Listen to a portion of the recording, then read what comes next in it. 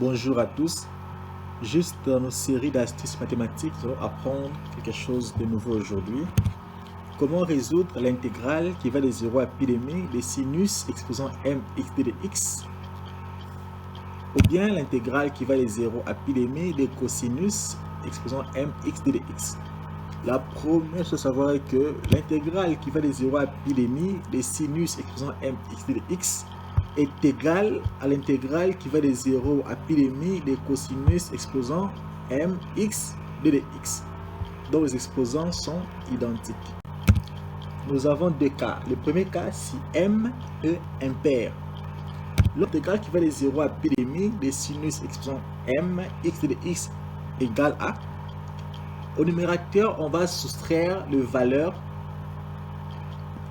impaires et puis au dénominateur, on va soustraire les valeurs paires. Nous avons m moins 1 multiplié par m moins 3 multiplié par m moins 5 divisé par m multiplié par m moins 2 multiplié par m moins 4, ainsi de suite.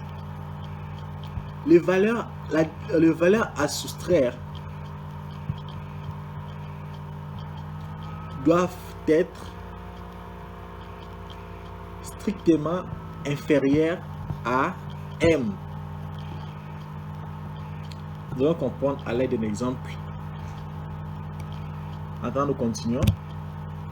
Si m est pair, la différence est quoi? Le résultat sera identique, juste que nous allons multiplier les résultats par pi demi. Nous voyons bel et bien que l'expression est la même, mais il y a la présence du produit par pi demi dans les cas où m est pair. Par exemple, si m est égal à 5, donc nous aurons ici 5 moins 1, 5 moins 3, mais 5 moins 5 est impossible parce que la valeur à soustraire doit être strictement inférieure à m. Et puis au dénominateur, nous aurons 5 multiplié par 5 moins 2 multiplié par 5 moins 4. 5 moins 6 est impossible parce que la valeur à soustraire doit être strictement inférieure à m. Prenons un exemple, la méthode que je vous propose. Nous avons intégrale qui va de 0 à pi demi sinus carré x de dx. Nous voyons bien que notre m est pair.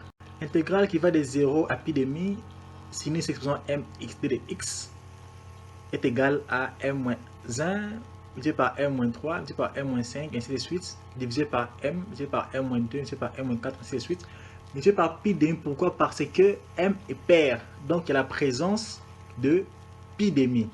Donc ça nous donnera l'intégrale qui va de 0 à pi demi sinus carré x de x égale à 2 moins 1 divisé par 2 multiplié par pi demi. Pourquoi pi demi? Parce que notre m est pair, ce qui donnera 1 demi multiplié par pi demi qui est égal à pi sur 4. En une ligne, nous avons résolu notre intégrale.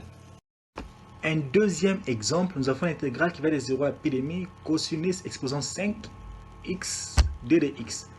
Notre m est égal à 5 et 5 est impair.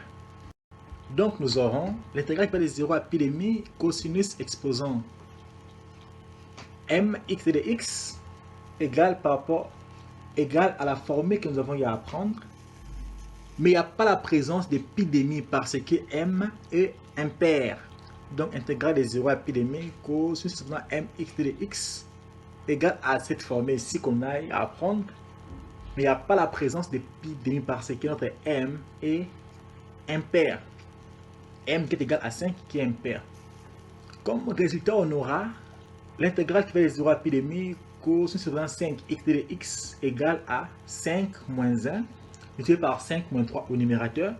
Et au dénominateur, nous aurons 5 divisé par 5 moins 2 multiplié par 5 moins 4. Et cela nous donnera 4 divisé par 2 au numérateur, 5 divisé par 3 divisé par 1 au dénominateur, qui est égal à 8 sur 15.